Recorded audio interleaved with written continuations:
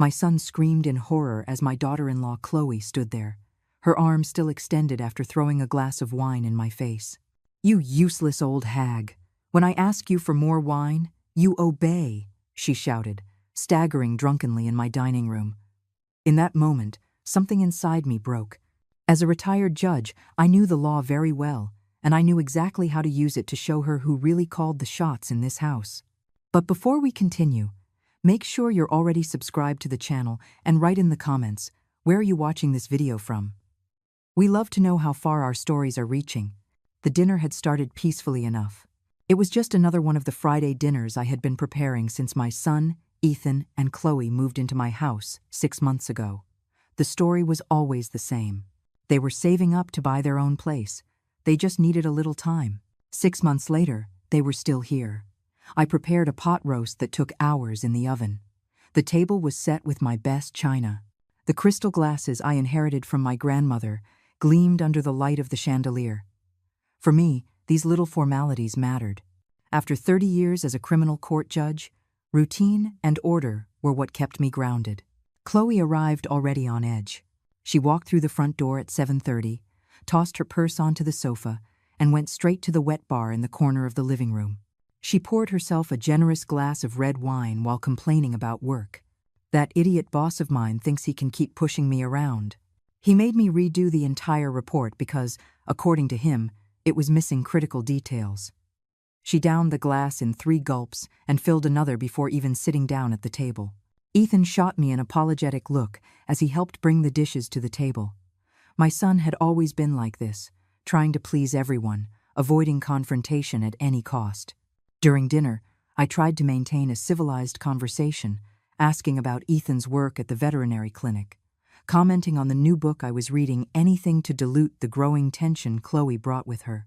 But every time we spoke, Chloe would interrupt with some cynical remark or roll her eyes, like a moody teenager and not a 32-year-old woman. And with each interruption, she drank more wine.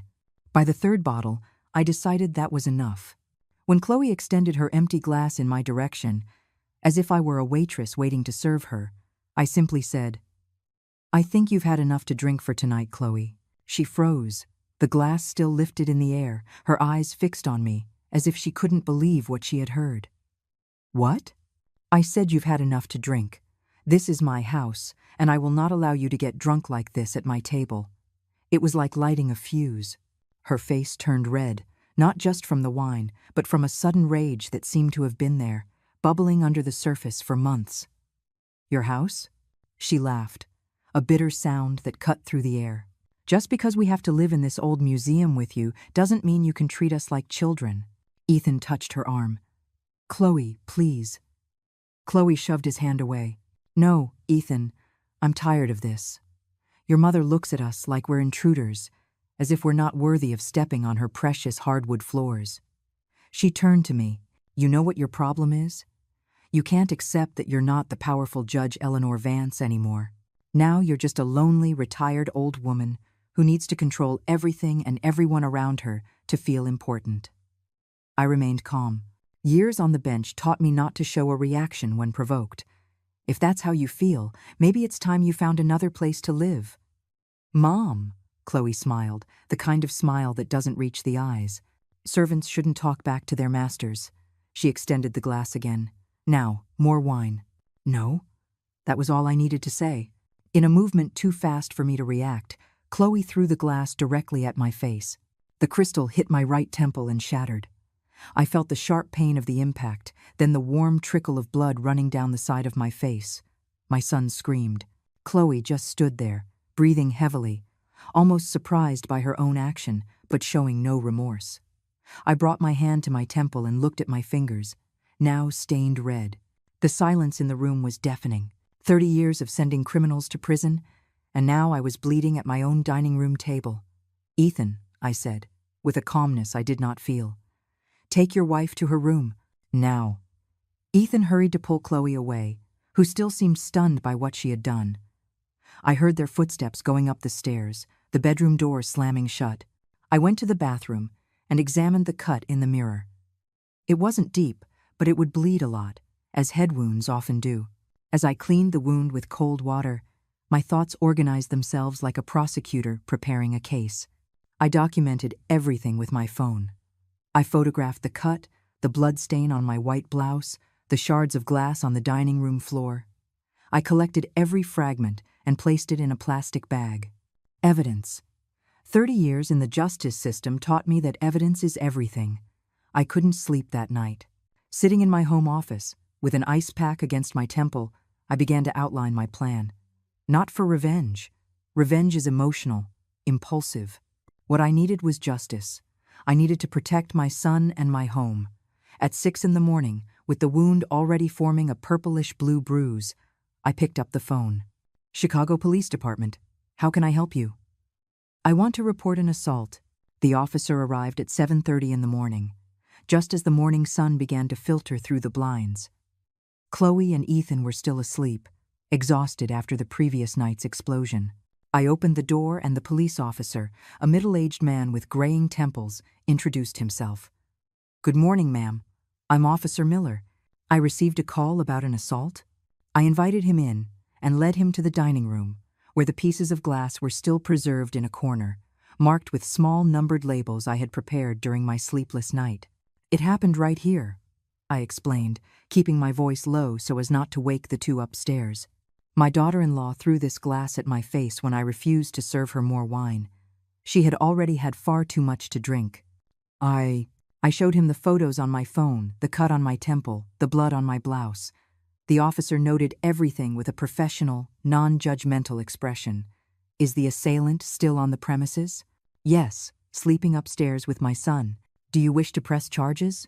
I hesitated for only a second, thinking of Ethan, but then I remembered the look in Chloe's eyes as she threw the glass, that certainty that she could assault me in my own home and get away with it. "Yes, officer. I want to press formal charges." We sat at the kitchen table while he filled out the police report. The assailant's full name, our relationship, a detailed description of what happened. I provided the information in the same tone I used to deliver sentences. Clear, precise, with no visible emotion. We were just finishing up when I heard footsteps on the stairs. Ethan appeared in the kitchen doorway, his eyes puffy with sleep, and his confusion turned to horror when he saw the police officer. "Mom? What's going on?" Before I could answer, Chloe appeared behind him, also confused, but her face quickly changed to anger when she saw my bruised temple and the officer sitting at the table. "What the hell is this?" she demanded. The officer stood up. "Mrs. Chloe Thompson? I'm here to investigate a report of assault that occurred at this residence last night." Andre looked at me, incredulous. "You called the police? On Chloe?" "She assaulted me, Ethan. She threw a glass at my face and cut me." I kept my voice firm, without remorse. "It was an accident. She was drunk," Ethan protested, desperate. "Being intoxicated is not a valid defense for physical assault, sir," the officer commented, his tone professional but firm. Chloe took a step forward, her fists clenched. "You can't be serious. This is ridiculous." "It was a family argument." "A family argument that resulted in bodily injury," I replied calmly. "And in my own home." The officer addressed Chloe. "Ma'am, I need to ask you to come with me to the police station to give a statement." "What?" she screamed. "You're going to arrest me over a broken glass?" "At this moment, I am only requesting that you give a statement. Depending on the established facts, you could be charged with assault and battery." Ethan was crying now, alternating pleading looks between me and the officer. "Please, Mom, don't do this. We can solve this as a family." I looked at my son, feeling a pang of pain that had nothing to do with the cut on my temple. "Ethan, we've been trying to solve it as a family for 6 months. Last night, Chloe crossed a line." The officer asked Chloe to get dressed appropriately to accompany him. She stomped up the stairs. Ethan followed right behind, begging her to calm down. I was left alone with the officer for a few minutes. He looked at me with an expression I recognized, the kind of look veteran cops give when they're trying to understand the family dynamics behind an incident. "Ma'am, are you sure you want to go through with this? Family problems can sometimes be—" "Officer," I interrupted politely. "I worked for 30 years as a criminal court judge. I know exactly what I'm doing and what the legal consequences will be." He seemed surprised. Then he nodded with a new respect in his eyes. Chloe came down the stairs, now dressed in jeans and a t-shirt, her hair pulled back in a hasty ponytail. Ethan followed her, still crying silently. "This isn't over," Chloe said as she passed me. "You're going to regret doing this." The officer warned her not to make threats, which only fueled her anger. As he escorted her outside, Ethan turned to me, his eyes red from crying. "How could you do this? She's my wife." "And I am your mother," I replied simply. "And this is my house." The front door closed, and silence once again filled the house. Ethan stared at me for a few seconds, as if he didn't recognize me, before running up the stairs. I heard the bedroom door slam shut. I sat down in the living room armchair, suddenly exhausted. The bruise was throbbing, but the physical pain was almost a relief compared to the pain of seeing Ethan's face. Still, I didn't regret it. Years on the bench taught me that justice doesn't always seem fair in the moment it's applied. 2 hours later, Ethan came downstairs with a backpack. His face was determined, but his eyes were still swollen. "I'm going to get Chloe from the police station, and we're going to stay at Megan's place until we figure things out." Megan was a friend of theirs who lived in a tiny apartment downtown. It wasn't a permanent solution, and we both knew it. "Ethan," I began, trying to keep my voice gentle, "you don't have to leave. This is your house too." He laughed, a humorless sound. "This house stopped being mine the moment you decided to call the cops on my wife." "She assaulted me, Ethan, at my own dinner table. She was drunk, and she lost her head. People make mistakes. And people need to answer for their mistakes," I replied, my voice now firmer, "especially when those mistakes involve physical violence." Ethan shook his head. "It's always been this way. The unbending judge, the law above everything, even your own son." That hurt more than the cut on my temple, but I didn't let it show. "It's because I love you that I'm doing this, Ethan. Chloe is abusive, and you're trapped in that relationship." "Don't you dare analyze my marriage," he shouted. "You've always hated Chloe. You've always thought I deserved better." "And you do," I said quietly. "You deserve someone who respects you, and who respects your family."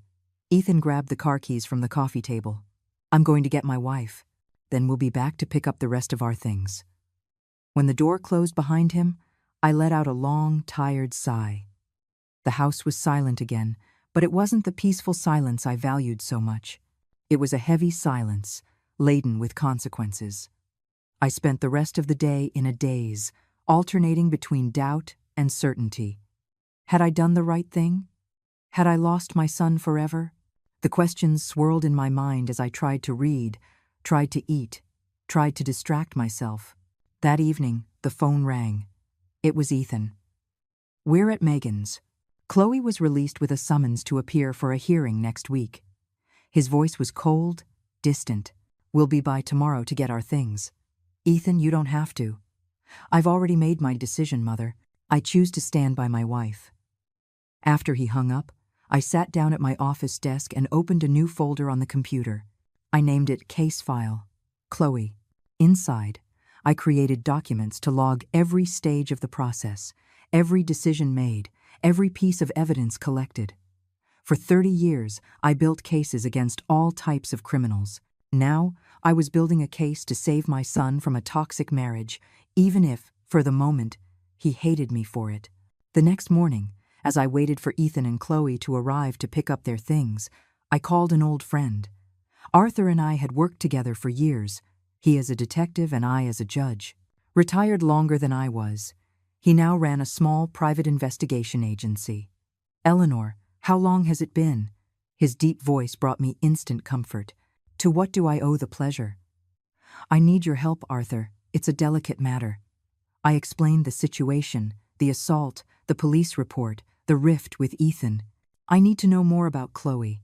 I have a bad feeling about their finances, about how they're really living." Arthur didn't ask unnecessary questions. "Send me her information. I'll look into it discreetly." An hour later, I parked my car 2 blocks from the house and waited.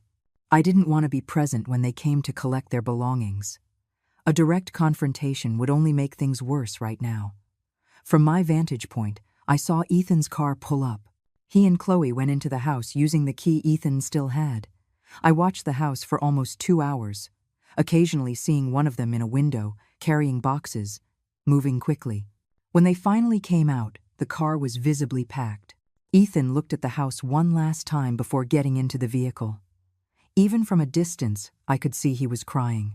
Chloe, on the other hand, looked irritated, gesturing as she said something I couldn't hear.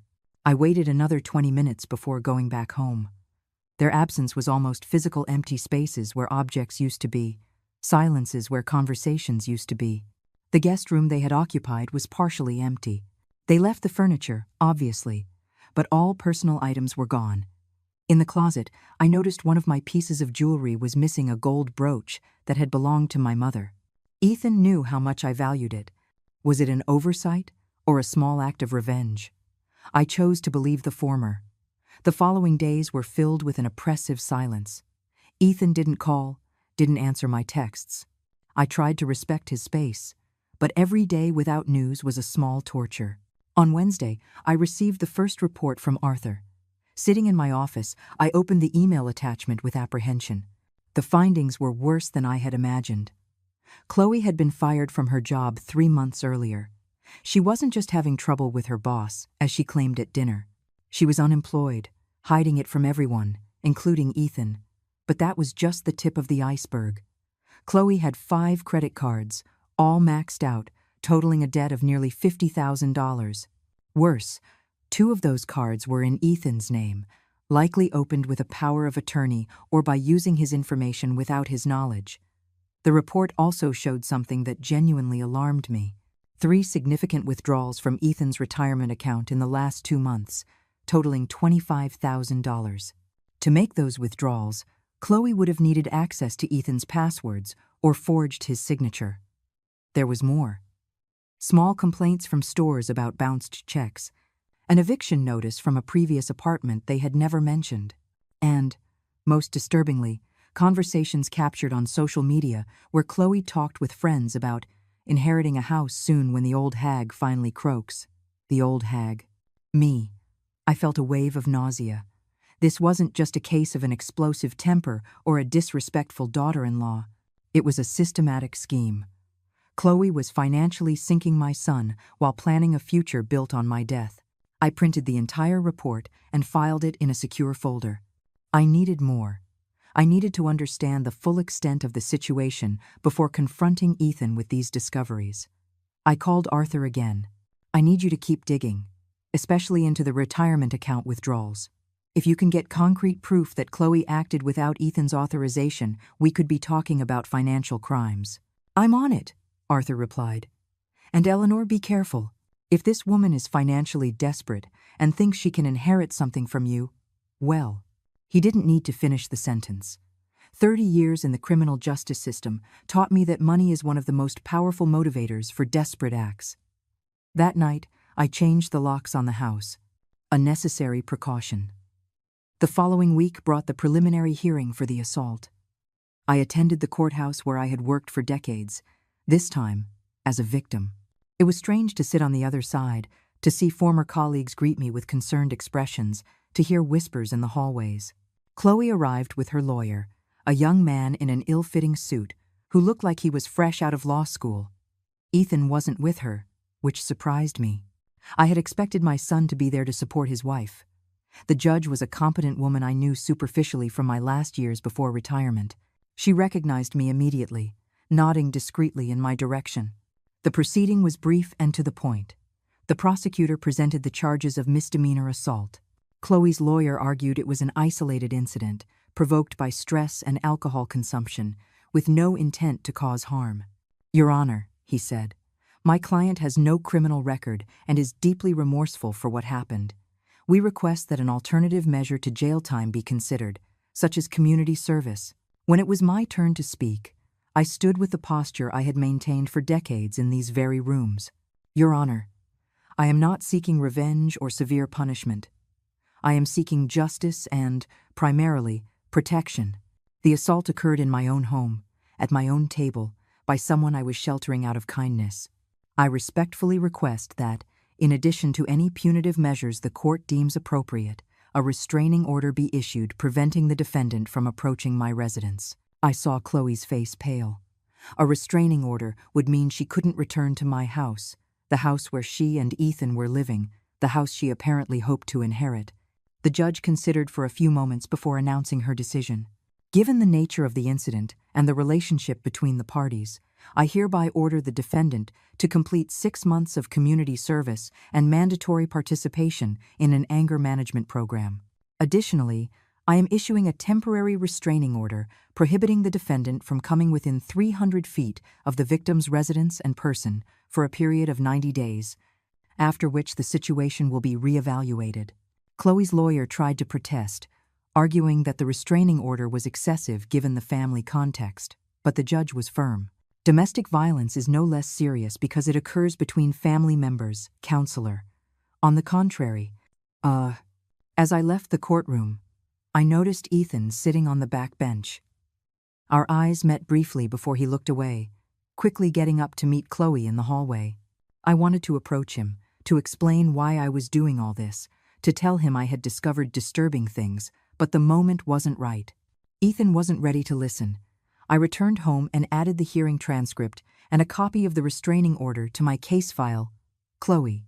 The folder was getting thicker, both literally and metaphorically.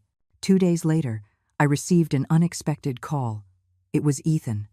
Mom. His voice sounded exhausted, almost unrecognizable. We need to talk. We agreed to meet at a neutral coffee shop, far from both my house and the friend's apartment where they were staying. I arrived 15 minutes early, choosing a table in the corner where we could have some privacy. Ethan walked in right on time. He was thinner, with deep dark circles under his eyes that he couldn't quite hide. He was wearing a turtleneck sweater despite the heat of the day, something that immediately set off my internal alarms. Are you okay? I'm dealing, he replied, avoiding my gaze as he picked up the menu. We ordered coffee, black for me, with milk for him, as always. When the waitress walked away, we sat in an uncomfortable silence, neither of us knowing quite how to begin. The restraining order has complicated things, he finally said. We've been at Megan's for almost 2 weeks. The couch is killing my back, and her patience is wearing thin. Can you rent a place? I suggested, keeping my voice neutral, without accusation. Ethan let out a bitter laugh. With what money? My salary barely covers our basic bills. And Chloe, he hesitated, looking at his own hands. Chloe hasn't found a new job yet. So he still believed that lie. I took a sip of coffee, pondering how to proceed. Confronting him directly with everything I'd discovered might cause him to shut down completely. Ethan, if you're struggling financially, I can help you. Only you. He finally looked at me directly. What does that mean? Only me? It means I care about you, and I want to make sure you're okay, but I have conditions for that help. What conditions? His voice tensed. I want you to review your bank accounts. All of them. Your savings, your retirement, your credit card statements. Ethan frowned. Why? Because I have reason to believe you are not aware of your true financial situation. What are you talking about? Ethan put his cup down on the table with excessive force, spilling a little coffee. If this is some attempt to turn me against Chloe. It's not an attempt, I interrupted gently. It's a request based on facts I have discovered. Ethan, when was the last time you checked your retirement fund? A flash of doubt crossed his face. I don't know, a few months ago maybe? I have it all set up for automatic deposits. And withdrawals? Did you authorize any withdrawals recently? He went completely still. What withdrawals?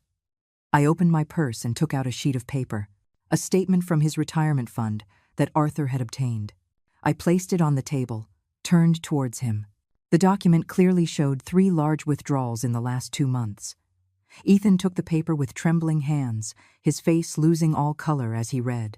This isn't possible. I never authorized this. There's more, I said gently, taking other documents from my purse.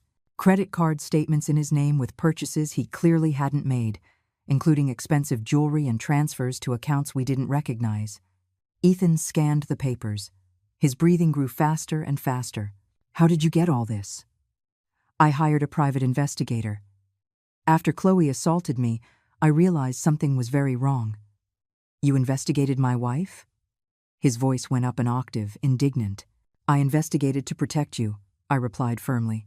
And it seems I was right to be concerned, Ethan. Chloe was fired 3 months ago. You have 5 credit cards maxed out, 2 of them in your name.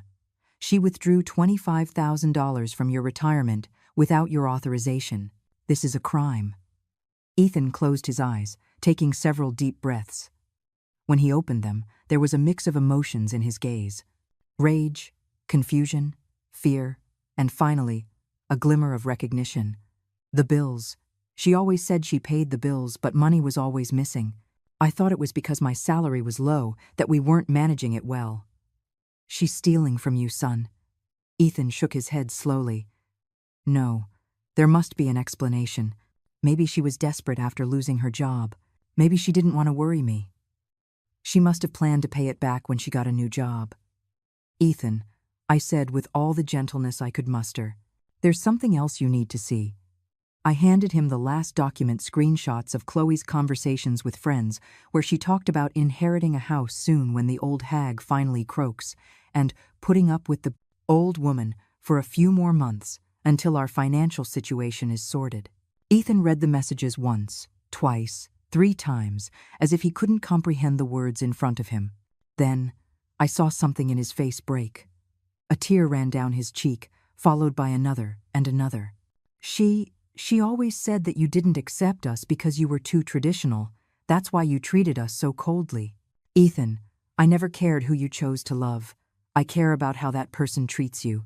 He wiped his tears with a napkin. When we moved into your house, she said it would be temporary, just until we saved up money for our own place. But something always came up. An unexpected bill, an emergency. She said we were saving, but I never saw the money grow. I held his hand across the table. And the sweater?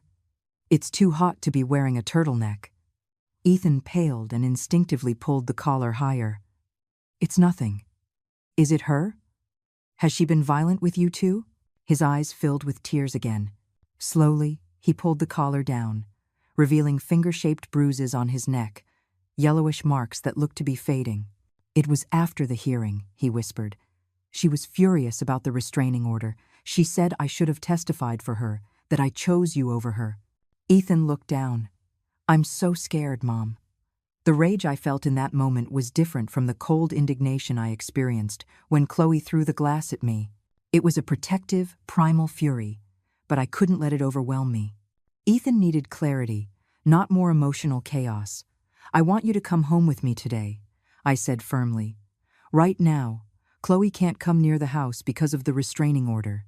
You'll be safe there. But my things? We'll send someone to get them later. The important thing is to get you out of that situation immediately. She's going to lose it when she finds out I'm gone. That's exactly why you need to leave, Ethan. This is a classic pattern of abuse. Andre remained silent for a long moment, looking at the documents scattered before us. Irrefutable proof of Chloe's financial and emotional betrayal. Finally, he nodded slightly. Okay, let's go home. On the way back, Ethan was silent, staring out the window. Only when I parked in the garage did he speak again. How did I let this happen? How did I not see it? Abuse rarely starts obviously, I replied, turning off the engine. It begins with small lies, small controls that gradually escalate. By the time you realize it, you're already caught in a web. We entered the house that had always been his too, the house where he grew up. Ethan stopped in the middle of the living room, looking around as if seeing the place for the first time. I'm going to get your room ready, I said, heading upstairs. Ethan's room was still just as it had always been. I had preserved it when he left for college and kept it up when he and Chloe moved into the guest room. It was a sanctuary from the past, a place where he could feel safe again. I changed the sheets, opened the windows to let in fresh air, and placed fresh flowers on the nightstand. Small gestures to tell him he was welcome, that this was his home. When I came downstairs, I found Ethan sitting at the kitchen table, staring at his phone. He looked up as I entered. She's already called 12 times. Sent 20 messages asking where I am. You don't have to answer right now. I have to. If I don't answer, she'll show up here. Restraining order or not. Ethan typed a short message. I need some time to think. I'm safe. Please don't look for me today. Seconds later, the phone started ringing. Chloe's name flashed on the screen. Ethan declined the call with trembling hands and turned the device off. "What do I do now?" he asked, looking lost. "One step at a time," I replied, sitting beside him. "First, we need to protect your finances. Tomorrow, we change your bank passwords and notify the bank about the unauthorized transactions. Then, we see a lawyer to discuss your legal options." "Legal options," he repeated, as if tasting the words. "You mean divorce?" "Among other things. What she did, the unauthorized withdrawals, the credit cards in your name, those are financial crimes, Ethan. You can choose to press charges or not, but we need to stop her from continuing." Ethan nodded slowly. "I never thought I'd be in this situation. I always thought I'd recognize abuse if it happened to me. No one thinks it will happen to them. That's why abuse persists. It disguises itself, justifies itself, makes the victim doubt themselves." That night, I made dinner while Ethan took a long bath. We had a simple meal, mostly in silence, but it was a different silence than the one that had been between us in the preceding weeks. It wasn't a silence of anger or resentment, but of reflection, of reconnection. Before going to bed, Ethan hugged me, the first hug in weeks. "Thank you for not giving up on me," he whispered. "I would never give up," I replied, holding him a little tighter. That night, lying in my bed, I heard Ethan crying in the room next door. The sound broke my heart, but it also brought a strange relief. He was home, he was safe, and the crying was part of the healing. The next day, as planned, we went to the bank. Ethan canceled all the cards, changed passwords, and blocked access. We started the process of disputing the unauthorized withdrawals from his retirement. The manager, upon seeing the documents and hearing the explanation, strongly suggested that Ethan file a formal fraud report. "We'll think about it." That was all he could manage to say at the moment. In the afternoon, we met with a lawyer specializing in family law and domestic abuse cases. Rebecca was a middle-aged woman with kind eyes and a firm presence, exactly the kind of person we needed. "Based on what you've told me and the documents you've brought, we have a solid case for a fault-based divorce," Rebecca explained. "The financial abuse is well documented, and with the evidence of physical abuse, we can request a permanent protective order, not just the temporary one that's already in place." Ethan took a deep breath. "What if I don't want her to go to jail?" "I understand your hesitation," Rebecca replied gently. "Many victims of domestic abuse have conflicting feelings about criminally prosecuting their abusers. We can initially focus on the divorce and protecting your assets. The criminal charges can be a separate decision you make when you're ready." Leaving the office, Ethan seemed simultaneously exhausted and relieved. "It feels like I'm waking up from a nightmare," he commented as we drove home. "It's a process," I replied. "It won't be solved overnight." "I know, but at least now I'm walking in the right direction." That evening was interrupted by a noise at the front door around 10 o'clock. Furious pounding, the doorbell ringing repeatedly. Ethan and I looked at each other from the couch where we were watching a movie. "It's her," Ethan whispered, fear evident in his voice. "She can't get in," I assured him, grabbing the phone. "And she's violating the restraining order. I'm calling the police." The pounding continued, getting louder and louder, as I reported the situation to the 911 operator. "My daughter-in-law is violating a restraining order, trying to break into my house. We need a patrol car immediately." "Ethan," Chloe's voice came through the door. "I know you're in there. Open this door right now." Ethan shrank back on the couch, trembling. I went to him and held his hands. "It's okay. She can't get in. The police are on their way." "Huh." Chloe continued to scream, alternating between threats and pleas. The noise attracted the attention of the neighbors. I saw lights turn on in nearby houses, faces appearing in windows. When the patrol car arrived, 7 minutes later, Chloe was still on the porch, now kicking the door. The officers found her in flagrant violation of the restraining order. We watched through the window as they apprehended her. She kept looking at the house, screaming Ethan's name, even as they put her in the patrol car. "What's going to happen to her now?" Ethan asked, his voice barely audible. "She'll be arrested for violating the restraining order," I replied. "This has serious consequences." That night, Ethan slept in my room, just as he did when he was little and had nightmares. But this time, the nightmare was outside, being taken away. The next morning, I received a call from the detective in charge of the restraining order violation case. Chloe would be held in custody until her bail hearing, scheduled for the next day. Given the recent history of violence and the clear demonstration of instability, it's likely the judge will set strict conditions for bail, he explained. This could include an ankle monitor and constant supervision. I thanked him for the information and hung up, feeling a mix of relief and concern. Ethan was still sleeping. The events of the previous night had completely drained him. I made breakfast and left a note explaining where he could find me. I had a scheduled meeting with Arthur, my investigator friend, to discuss new findings. We met at his small office downtown. Arthur looked concerned when he greeted me. "Eleanor, we found more on Chloe, things you need to see." He opened a folder and spread documents across the table. There were police records from 2 different cities, both involving Chloe in cases of domestic violence and financial fraud. "She's done this before," Arthur explained. "In Denver, 5 years ago, and in Phoenix, 3 years ago. In both cases, she got involved with financially well-off individuals, moved into their homes, began manipulating their finances, and eventually became violent." I felt a chill. And what happened in those cases? In the first, the victim dropped the charges after Chloe made promises to change. In the second, there was an out-of-court settlement. The victim paid a significant amount for Chloe to get out of his life. "She's a serial predator," I murmured, scanning the documents. "And Ethan was just her latest victim." "Exactly. And there's something else." Arthur hesitated, as if choosing his words carefully. "We found evidence that Chloe recently researched life insurance and inheritance laws. Specifically, how to secure inheritance rights through marriage." A shiver went down my spine. The implications were clear and terrifying. "Do you think she?" I couldn't finish the sentence.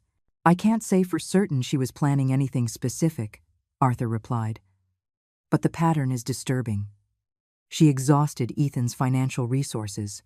She knew you have a valuable house and other assets. The searches on inheritance, combined with the comments about the old hag croaking, paint a very unsettling picture." I left Arthur's office with the folder of documents weighing heavily in my hands and an even greater worry weighing on my chest. What had started as an assault at my dinner table had morphed into something far more sinister. When I returned home, Ethan was in the kitchen, making lunch. There was a new energy about him, still fragile but determined. "Where were you?" he asked, putting a pot of water on to boil. "Meeting with my investigator friend," I replied, placing the folder on the table. "Ethan, we need to talk." He looked at the folder, then at me, and turned off the stove. "More bad news? Important information. Please, sit down." I showed him the documents, carefully explaining Chloe's patterns of behavior in previous relationships. Ethan listened in silence, his face cycling through a series of emotions: shock, pain, anger, and finally, resolve. "So I wasn't special," he said at last. "I was just convenient." "You were a target," I corrected gently, "but that doesn't diminish who you are. Predators like Chloe are skilled at identifying good, trusting people, and manipulating them." Ethan ran a hand over his face, breathing deeply. "What do we do now?" "We need to talk to the lawyer and the police. These new documents strengthen both the divorce case and any potential criminal proceedings." "And her bail hearing is tomorrow?" "Yes, you don't have to attend." "But I want to. I need to look her in the eye knowing the truth." The determination in Ethan's voice surprised me. In just a few days, he had gone from a confused victim to a resolute survivor. That afternoon, Ethan and I laid out a detailed plan. First, he filed for a contested divorce, citing financial and physical abuse, accompanied by all the documents we had collected. Then, we filed formal reports for the financial crimes, the unauthorized use of his retirement account, and the fraudulent opening of credit cards. Our lawyer, Rebecca, was with us every step of the way, ensuring every document was flawless. "We want to build a case so solid that there's no room for escape," she explained. "The combination of the civil and criminal proceedings will create immense pressure." The next morning, we prepared for the bail hearing. Ethan chose a sober outfit, black slacks and a white shirt, the kind of clothes he'd wear for an important job interview. I opted for one of the suits I used to wear when I was still a judge, a subtle reminder to the court of who I was. The courthouse was relatively empty when we arrived, accompanied by Rebecca. We were directed to the courtroom, where we took discreet seats in the back. Ethan held my hand tightly, his fingers cold despite the day's warmth. When Chloe was brought in, wearing an orange prison jumpsuit and handcuffs, Ethan inhaled sharply. It was the first time he had seen her since the night of the break-in attempt. Chloe scanned the room, and her eyes locked onto us. For a moment, her expression softened when she saw Ethan. But then she noticed our intertwined hands, and her face contorted in rage. She said something to her lawyer, who glanced in our direction and shook his head. The judge entered, and the hearing began. The prosecutor presented the case. Flagrant violation of a restraining order, recent history of violence, risk of witness intimidation. Furthermore, Your Honor, he added, we have information that the defendant has a history of similar behavior in other jurisdictions, having been involved in prior cases of domestic violence and fraud in Denver and Phoenix. This was new to Chloe. She turned sharply to her lawyer, visibly shocked. She hadn't expected her past to catch up with her so quickly. The public defender tried to argue that Chloe had ties to the community, posed no real risk, and could await trial on release. The judge listened to the arguments with an impassive expression before announcing her decision. Considering the severity of the violation, the defendant's history, and the clear risk to the victims, I am ordering the defendant to be held in custody until trial, with a possible review in 30 days upon the presentation of a suitable supervision plan. Chloe let out a sound of protest, quickly silenced by her lawyer. As the officers approached to take her back to holding, she turned and looked directly at Ethan. Please, her voice sounded desperate. Ethan, don't let this happen. I love you. We can fix this. Ethan didn't look away. He stood his ground, looking directly into the eyes of the woman who had betrayed and abused him for months. He said nothing, just watched as Chloe was led out of the courtroom. In the hallway, after the hearing ended, Ethan finally let go of my hand and took a deep breath. I thought that would be harder, he confessed. Seeing her like that, hearing her beg. But I could only think about everything we found out the other people.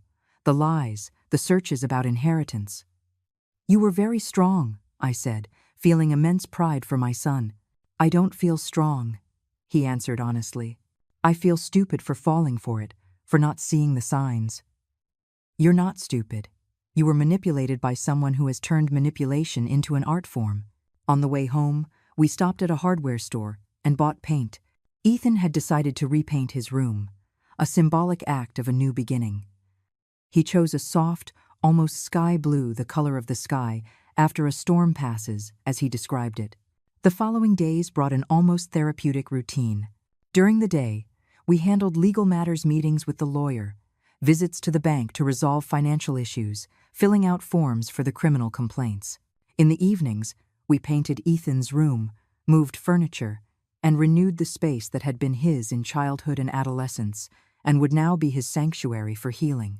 3 months after our first meeting, Ethan received an invitation to speak at a state conference on domestic violence. He was nervous, questioning if he was ready to share his story on such a public stage. What if I'm not eloquent enough? He asked as we rehearsed his presentation in the living room. What if I freeze up in the middle and look like an amateur? Then you take a deep breath, take a sip of water, and continue, I replied. Remember, you're not there to impress anyone with perfect public speaking. You're there to share a truth that can help other people. On the day of the conference, I sat in the audience, watching my son walk onto the stage. He looked confident, centered. My name is Ethan Vance, he began. And today, I'm going to share with you how a broken wine glass saved my life. For 40 minutes, he kept the audience completely engaged, alternating between moments of raw vulnerability in describing his own abuse and sharp analysis of how the system often fails to recognize and address financial abuse. He concluded with a call for more education, better laws, and greater awareness. The standing ovation he received when he finished lasted for several minutes. As I watched, I felt tears in my eyes, not of sadness, but of a deep, overwhelming pride. My son had transformed his pain into purpose, his experience into wisdom. After the talk, as we were preparing to leave, Ethan was approached by an older, elegantly dressed woman with a badge identifying her as a representative of a philanthropic foundation. Mr. Vance, Your presentation was extraordinary, the woman said. I am impressed with the work you are doing. I would like to discuss the possibility of funding to expand your outreach. Andre looked at me, his eyes wide with surprise and hope. I nodded encouragingly. That would be wonderful, Andre replied. We have so many ideas for reaching more people, especially in rural areas where resources are scarce. They exchanged cards, agreeing to a meeting for the following week. As we walked to the parking lot, Andre seemed to be floating with excitement. Can you believe it? He exclaimed. Real funding to expand the project. We could create materials in different languages, develop an app for secure financial tracking, maybe even open a small, dedicated office. You deserve it, Andre, I replied. You've worked hard, and you're making a difference in so many people's lives. He stopped suddenly in the middle of the parking lot and hugged me. A strong hug, full of gratitude. None of this would have been possible without you, Mom. Without your strength that night, without your persistence afterward, without your support through this whole process. I returned the hug, feeling the peculiar sensation that only mothers know, pride and nostalgia simultaneously, watching your child grow beyond what you could have ever imagined. You always had that strength inside you, Ethan. You just needed to rediscover it. That night, as I drove home alone, Ethan had gone straight to his apartment. I reflected on the events of the past year. The assault with the glass, the police report, the discovery of the financial crimes, Chloe's arrest, Ethan's gradual recovery, and now this promising new chapter. It was impossible not to think about how one moment of violence, as terrible as it was, had triggered a series of events that brought not only justice but also healing and purpose. The broken glass had shattered more than crystal that night. It had shattered the power Chloe held over Ethan, the lies that had built their relationship, and the illusion that abuse only happens to other people. In its place, we had built something new and stronger, a renewed bond between mother and son, a shared purpose of transforming our own traumatic experience into hope for others. I parked in the garage, entered the house, and turned on the lights. The silence greeted me no longer. The oppressive silence of loneliness, or the tense silence that preceded that night's assault, but a peaceful silence of a life that had weathered the storm and found serenity on the other side. I made a cup of tea and sat on the patio, looking at the starry sky. I remembered the words of Ethan's therapist during one of our joint sessions. Sometimes we need to break completely to rebuild ourselves stronger. Like that crystal glass, our family had shattered for a moment. But what we built from the fragments was more resilient, more authentic, and infinitely more precious than what we had before. Now, if you like this story, click subscribe and tell me in the comments which part left you speechless. Oh, and don't forget to become a member to get access to exclusive videos that I don't post here. I'll see you there.